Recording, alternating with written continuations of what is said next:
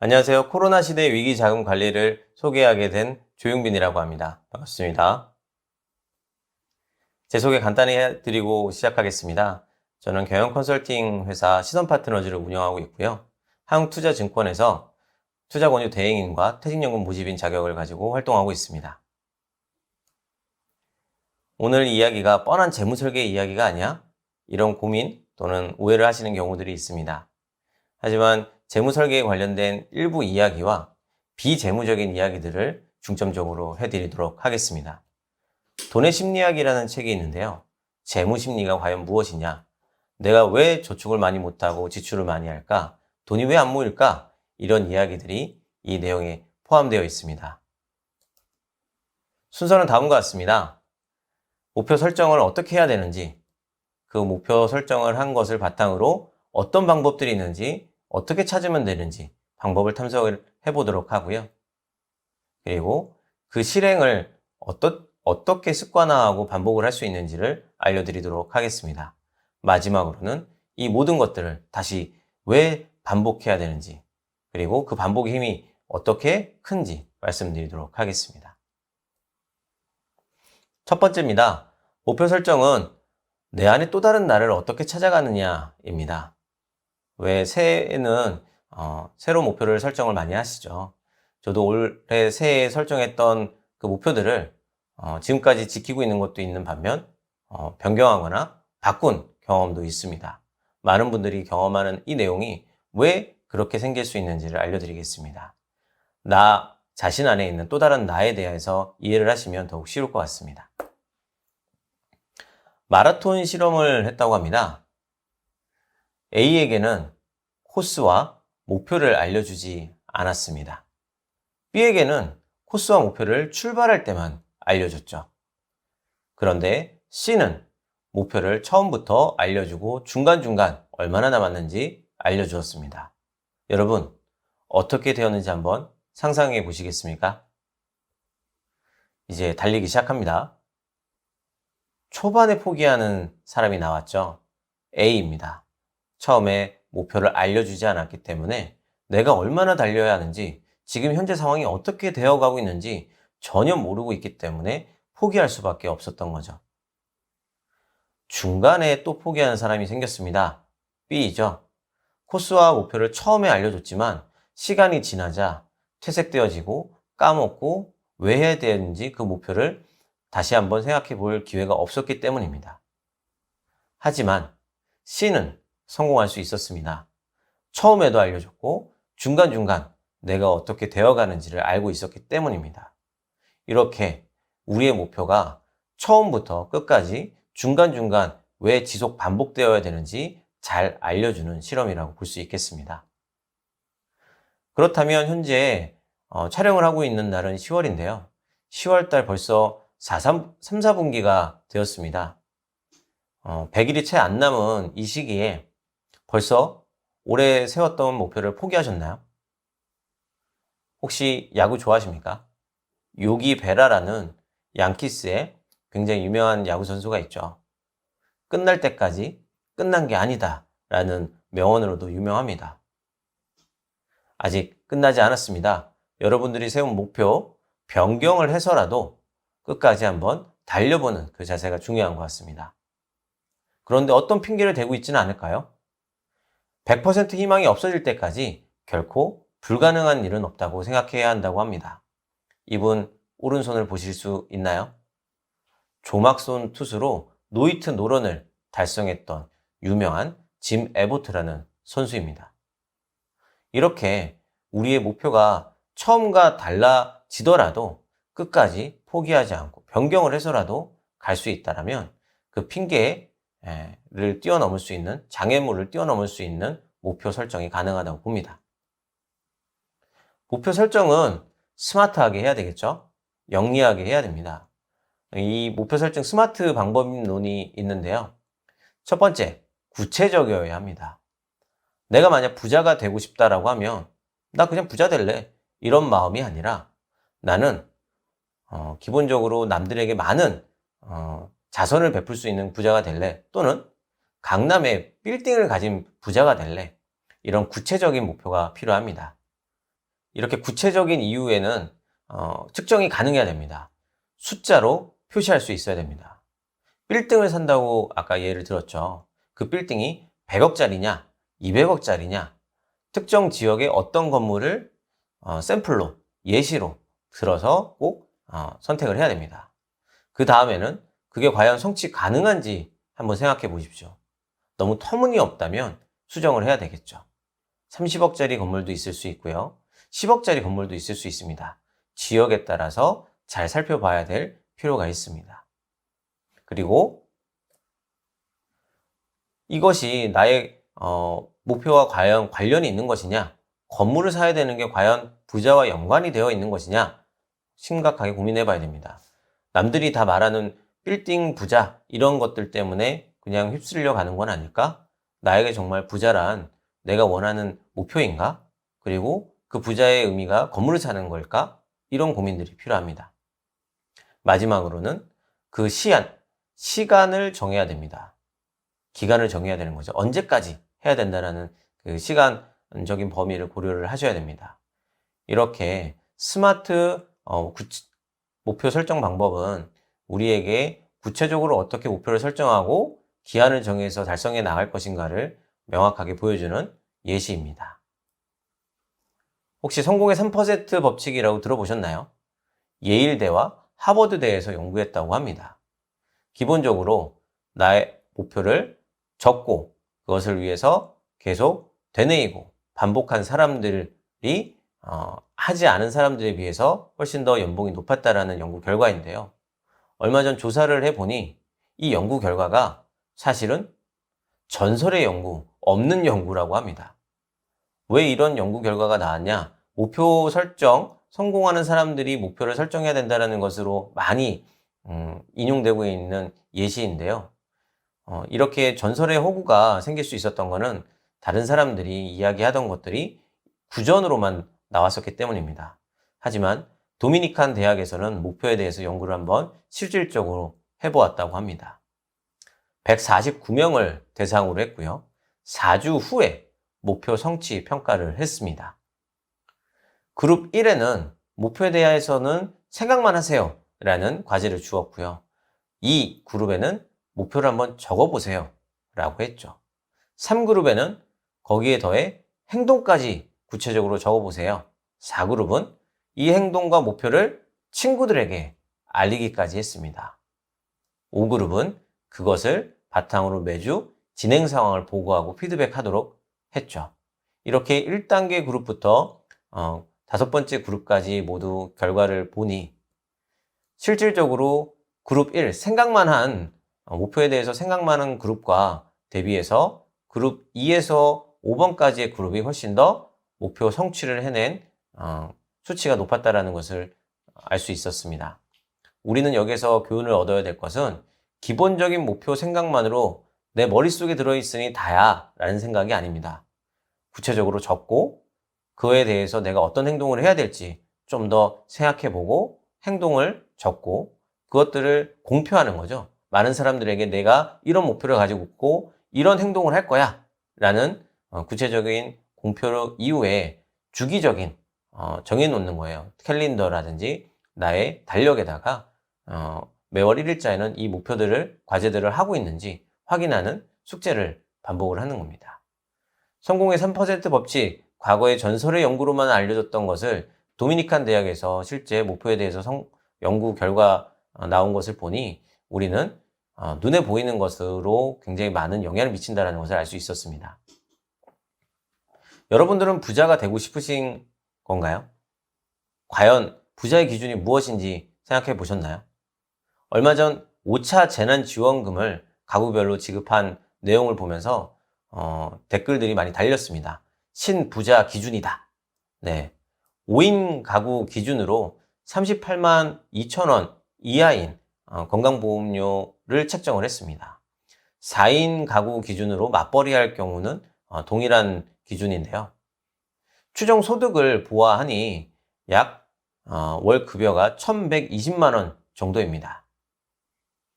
여러분, 월 급여를 1,000만 원 이상 버는 기준이 부자라고 하는 게 현재 5차 재난지원금의 기준인 것 같습니다.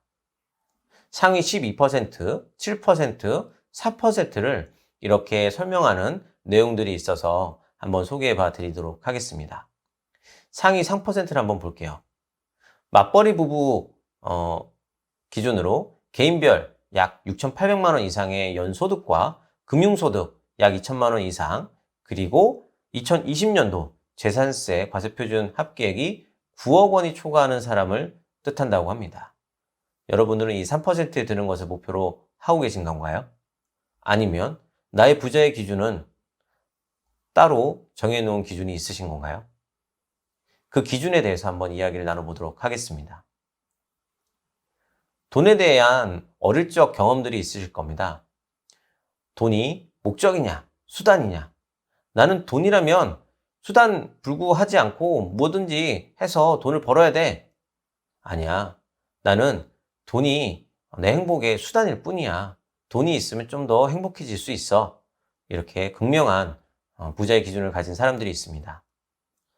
이 예를 잭 벤이라는 미국의 유명한 코미디언이 이야기를 했습니다. 한번 강도가 이런 이야기를 한다고 생각해 보십시오. 꼼짝 말고 손들어. 그리고 가진 돈 다 내놔. 안 그러면 목숨이 위험할 테니까. 강도처럼 얘기했나요?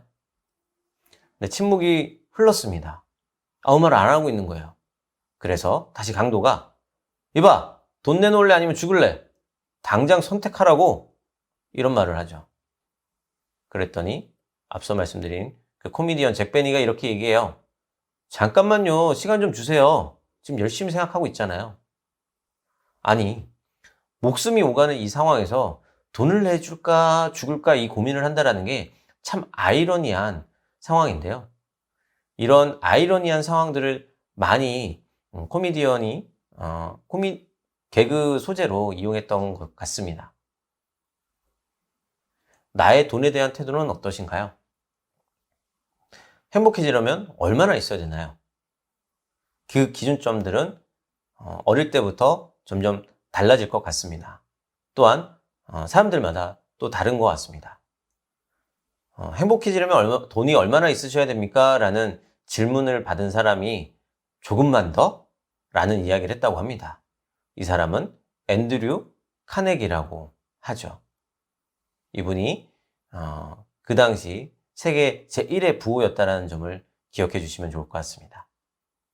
인생에 있어서 나의 목표, 돈이 아닌 인생의 가장 중요한 목표가 무엇인지 생각해 보셨을까요? 그렇다면 그 목표가 돈이 아니라 돈의 목적이 무엇인가 라는 생각으로 다음에 이어져야 될 것 같습니다. 나의 행복의 목적은 공부하고 그리고 교수가 되는 게 나는 행복의 목적이야. 그러기 위해 그 공부를 하기 위한 돈이 이만큼만 필요하면 돼 라고 생각하시는 분도 있을 거고요. 나는 가족과 오순도순 행복하게 지내는 거야. 그 오순도순의 기준은 월 300만 원이면 충분해. 그렇다면 300만 원을 벌기 위해 나의 시간을 4시간만 투자하면 되구나. 이렇게 생각하시고 4시간만 일하고 나머지 시간을 가족에게 할애하시는 분도 계실 겁니다. 이렇게 그 기준에 따라서 내가 어떻게 돈을 벌어야 되고 또 언제까지 돈을 벌어야 되는지 극명하게 나눠지실 것 같습니다. 그에 따라서 앤드류 카네기도 나중에는 부자로 죽는 것은 수치스러운 일이다 라고까지 이야기했다고 하네요. 실제로 세계 2,500여 개의 도서관을 건립하는 등 남은 기간 동안 전 재산을 사회에 환원하는 데 썼다고 합니다. 앞서 조금만 더 필요해 라는 이야기를 했던 앤드류 카네기가 이렇게 변화되는 과정은 자신의 인생에 대해서 돈에 대한 또 목적에 대한 고민을 철저히 하지 않았을까 생각해 봅니다. 앞서 얘기해 드린 것들을 한번 핵심 요약을 해보도록 하겠습니다. 목표는 크게 잡고 그것을 바탕으로 잘게 쪼개고 나누어서 반복적으로 체크해야 되는 것을 마라톤 실험을 통해서 말씀을 드렸고요. 포기하지 말고 핑계대지 말고 끝까지 한번 지금이라도 늦지 않았으니 가자라는 것을 요기 베라의 이야기를 통해서 말씀드렸습니다. 또한 목표는 눈에 보이는 곳에 두고 자주 되뇌이라고 3% 성공의 법칙에 대해서도 말씀을 드렸고요. 돈에 대한 태도가 어떻게 될 것인지 다시 한번 생각해 보시라고 나만의 기준이 중요하다는 것을 앤드류 카네기의 사례를 들어서 말씀드렸습니다. 이렇게 목표 설정에는 기본적인 부자가 되는 것만으로 가는 것이 아니라 나의 기준이 과연 무엇인지를 생각해보고 그 목표를 설정해야 된다는 것을 말씀드렸고요. 그에 따른 방법을 어떤 게 있는지 탐색하는 과정들을 말씀드리도록 하겠습니다. 돈 버는 방법이 4가지가 있다고 합니다.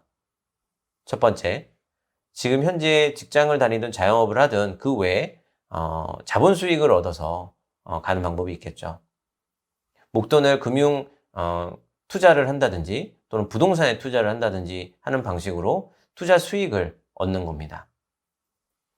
두 번째 방법은 나의 재능을 통해서 특허라든지 가수가 되어서 저작권이라든지 또는 책을 써서 인세를 받는 등 가치 있는 일을 할 수가 있을 것 같습니다. 세 번째는 자기 사업을 하는 거죠. 온라인 마켓이 요즘 많이 뜨고 있습니다. 네이버 스토어라든지 또는 자기 자사 스토어를 통해서 부업을 통해 수익을 얻는 분들이 있고요. 퇴근 후에 하시기도 합니다. 또한 유튜브라든지 블로그 그리고 여러 강의 플랫폼을 통해서 나의 재능을 나눠서 돈을 벌기도 합니다. 마지막으로는 나의 몸값을 높이는 데 주력하는 분들도 있습니다. 현재 하고 있는 일을 더욱더 프로가 되어서 다른 곳으로 이직을 한다든가 또는 그 회사에서 인정을 받아 더 높은 급여를 받을 수 있는 곳으로 승진을 하는 방법이 있겠죠. 이렇게 돈 버는 방법 4가지를 잘 생각해 봐 주십시오. 한 가지만 해야 될까요? 당연히 아니죠. 내가 가능한 4가지 방법을 다 활용하실 수 있다면 더욱더 좋을 것 같습니다. 이렇게 기본적인 수입과 부가적인 수입들을 통해서 나의 소득을 높이신 이후에는 여러 가지 방법으로 투자를 하실 수가 있습니다. 근래에 많은 분들이 통장 쪼개기라는 이야기를 많이 하고 있는데요. 과연 이게 맞는가 한번 생각해 보실까요? 통장을 나눠 놓는다고만 해서 과연 그 수익이 지속적으로 오르나요? 그렇지 않죠. 급여 통장에서 자동적으로 빠져나가는 다양한 것들이 있습니다. 카드값도 나가고 보험료도 나가고 각종 공과금, 적금, 펀드, 연금 한 통장에서 다 나가고 있습니다. 그걸 투자 자산으로 쪼개냐 또는 예비금 명목으로 CMA 계좌에 넣어놓느냐 이런 것들은 아주 기본적인 내용일 것 같습니다. 하지만 지출을 어떻게 통제하고 관리하고 있는지 한번 살펴보시죠. 매달 고정적으로 지출되고 있는 금액도 있겠지만 1년에 한 번 또는 2년에 한 번 또는 어쩌다 한 번 나가는 변동 지출에 대해서 우리가 예상하고 준비를 해야 됩니다. 차량 유지비라든지 병원비 또는 경조사비, 옷을 구입한다든지 여행을 간다든지 이런 것들은 내가 계획을 한다면 충분히 또 컨트롤 가능한 범위 안에 있는 것도 있고 아닌 것들도 있습니다. 그런 것들은 예비비로 충분히 또 모으실 수가 있겠죠. 실제로 우리가 부자가 되었다고 느끼는 경우들은 무언가를 많이 소비를 하거나 또는 가질 때 느낀다고 합니다. 저 또한 다양한 제품들을 사거나 또는 좋은 곳에서 먹을 때 예전보단 좀 삶이 나아졌네 이런 느낌을 받기도 합니다. 연봉이 늘면 지출도 는다 많이 들어보셨을 겁니다. 아니 내가 분명히 소득이 높아졌는데 남는 게 별로 없어. 많이들 공감하시나요? 연봉이 늘게 되면 자동차 배기량도 바뀌게 되고요. 아이들의 학원 또는 과외비가 더 올라가기도 합니다. 또한 아내와 나, 자녀들의 옷장에 명품들이 늘어나기도 합니다. 이렇게 내 눈높이가 달라지고 있는 모습들을 공감하고 계실 건데요. 실제로 이 지출들이 내가 꼭 해야 되는 근거가 있는 지출인가 한번 고민해 보십시오. 분명 내가 예전에 목표로 삼았던 내용과 다른 지출을 하고 있는 경우도 있을 겁니다. 충동적인 지출을 하는 경우도 있을 겁니다. 그럴 때는 감정적일 때 지출이 많이 일어납니다. 술 한잔 먹었을 때 또는 싸웠을 때 또는 갑자기 기분이 안 좋을 때, 이럴 때죠. 그래서 그 감정적일 때는 긴장이나 피로가 찾아질 때 그 결정을 좀 뒤로 미루고 하루 더 기다렸다가 충분히 내가 목표로 하는 큰 그림에 부합되는 지출이 맞는지 생각해 보셔야 될 것 같습니다. 그런 한 템포 늦추는 것만으로도 나의 지출을 통제하여 내가 벌 수 있는 것을 생각해 보실 수 있습니다. 이렇게 소비 결정을 하는 데 있어 내가 소비 부자인지 자본 부자인지 한번 생각하게 하는 내용이 있는데요. 어느 날 자동차가 필요하다고 해서 2천만 원짜리 중고차를 한번 살펴보고 있었습니다. 그런데 고민하고 있었죠. 손쉽게 살 수 있는 게 아니니까. 그런데 급매로 1,500만 원이 나왔다고 합니다. 500만 원이나 싸네. 그러니까 바로 사야지. 이런 고민을 해보신 적 있나요? 500만 원이나 싸니까 사야지. 이때가 아니면 못 사. 왜 홈쇼핑이나 많은 소비를 부추기는 방법으로 이제 마감 임박입니다. 마지막 한 장 남았습니다. 마지막 한 개입니다. 이런 유혹에 흔들리시는 나의 모습을 한번 생각해 보십시오. 내가 이 지출을 꼭 해야 되는, 이게 없으면 정말 내 가족에게 내 목표로 하는 부분으로 다가갈 수 있는 게 맞나 생각해 보셔야 된다는 겁니다. 여러분, 10만 원을 쓰는 게 쉬울까요? 10만 원을 버는 게 쉬울까요? 요즘 1시간 최저임금이 거의 10,000원에 육박합니다. 그렇다면 10만 원을 벌기 위해서 10시간을 최소한 투자해야 되는 친구들도 있습니다. 회사를 다니면서 자영업을 하면서 전문직이어서 급여가 높아서 나의 1시간이 10,000원이 아니라 10만 원, 100만 원인 분들도 있을 겁니다. 하지만 똑같이 그 10만 원, 100만 원을 쓰는 게 쉬운가요? 내가 1시간을 투입하는 게 쉬운가요? 쓰는 게 쉽죠. 그런데 쓰고 나면 내 1시간은 돌아오지 않습니다. 내 시간은 돌아오지 않습니다. 나의 행복이 쓰는 것에 있느냐, 나의 마음속 물질적이 아닌 마음속 행복에 있느냐, 그것이 중요할 것 같습니다.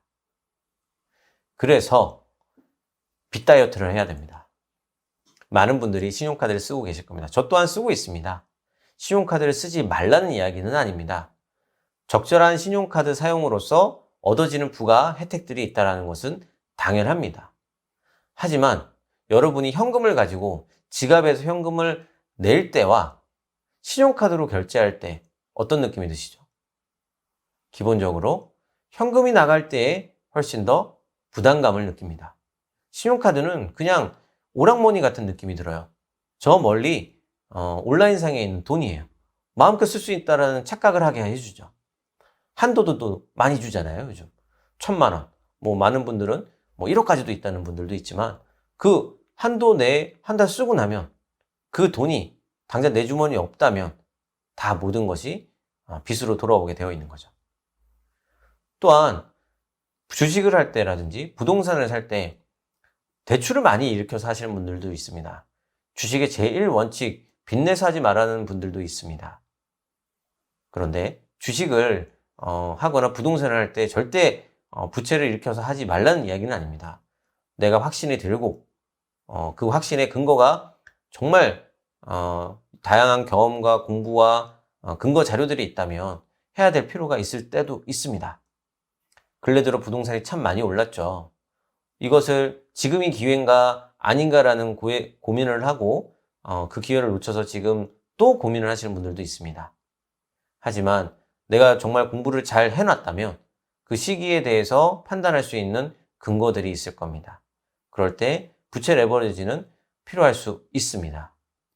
세 번째, 고가의 자동차, 필수 자동차 이외에 고가의 자동차를 살 때는 고민을 하셔야 됩니다.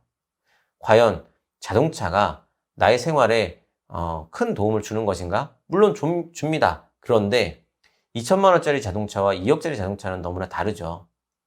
내가 포르쉐를 탄다거나 람보르기니를 탐으로써 부자가 되었다라는 느낌을 받는 경우들이 많습니다. 그런데 많은 분들이 예를 들어서 자동차를 가지고 어떤 호텔에 갔는데 발렛을 맡겼어요. 부자가 됐다라는 것을 그 사람들이 나의 차를 보면서 느끼는 거지, 와, 나를 보면서 느끼지는 않더라고요. 기본적인 것은 물건에 대한 소비, 그리고 나도 그 물건을 가졌을 때의 부러움 때문이라는 것을 기억하시면 좋을 것 같습니다. 그리고 지속적으로 마이너스 통장이 늘어나고 있다고 한다면 유의해야 될 점입니다. 유의해야 될 때입니다. 기본적으로 마이너스 통장이 있을 때에는 한도 끝도 없이 쓰고 싶을 때가 있습니다. 예를 들어 이 마이너스 통장 내 돈이 아니지만 추가로 대출 나온 돈이니까 이걸 가지고 어딘가 투자를 해서 더 수익을 낼 수 있을 거야. 하지만 그 돈은 내 돈이 아니었습니다. 부채 레버리지가 주식이라든지 부동산 이런 곳에 투자를 할 때와 다른 지출을 일으킬 때가 많이 있습니다. 그래서 마이너스 통장도 유의해야 될 빚 다이어트 항목이라고 저는 말씀드리고 싶습니다. 또한 사기를 당하시는 분들도 많이 있는데요. 저 또한 돈을 빌려주고 못 받는 경우도 있습니다. 사기라는 것이 저 멀리 남의 이야기가 아니라 가까운 곳에서도 일어날 수 있습니다. 대표적인 이야기들을 좀 해볼까 합니다. VIK, 밸류 인베스트먼트라는 회사가 있었습니다. 어떤 비상장 회사를 사면, 주식을 사면 그 회사가 지금 많이 우량하고 성장성이 높으니 이 주식을 사라, 이런 권유를 하는 회사였습니다. 현재 회장님은 구속돼 있죠. 그곳에서 중개를 하고 투자를 권유하던 분들도 많이 고민에 빠졌습니다. 본인의 돈만이 아니라 많은 분들에게 권유했기 때문에 원망을 듣고 계시는 거죠. 또한 희대의 폰지 사기, 피라미드 사기꾼 조이팔 씨도 기억나실 겁니다. 그리고 IDC라는 회사도 있습니다. 외환 거래를 하는 것을 중개하는 회사였는데요. 수익이 장난이 아니었습니다. 이런 회사에서 똑같이 투자를 권유하거나 투자를 하셨던 분들이 많이 힘들어하고 계십니다. 현재 여기 회장님도 구속되어 있습니다. 얼마 전에 또 난리가 났었죠. 머지 포인트 사기. 아니 20%나 준다라는데 마다할 사람이 없었다라고도 합니다. 하지만 상식적인 선 안에서 생각해 볼 때 과한 수익률과 지급은 무언가 밑빠진 독에 물 붓는 느낌이 듭니다. 지금 수익을 가지고 원금을 가지고 돌려막기 하는 거죠. 이런 것들의 전형적인 사기가 피라미드인데요. 내가 현재 만족하지 못하는 급여 수준과 많은 지출 때문에 이런 유혹에 빠지게 됩니다. 그렇기 때문에 나의 행복이 과연 어디에 있는 것이냐, 그 구체적인 목표를 어디에 세울 것이냐에 따라서 이 사기에 빠지지냐 아니냐로 나눠질 수 있을 것 같습니다. 네, 여기까지 코로나 시대의 위기 자금 관리에 대한 일부 강의를 마치도록 하겠습니다. 2부에서 뵙도록 하겠습니다.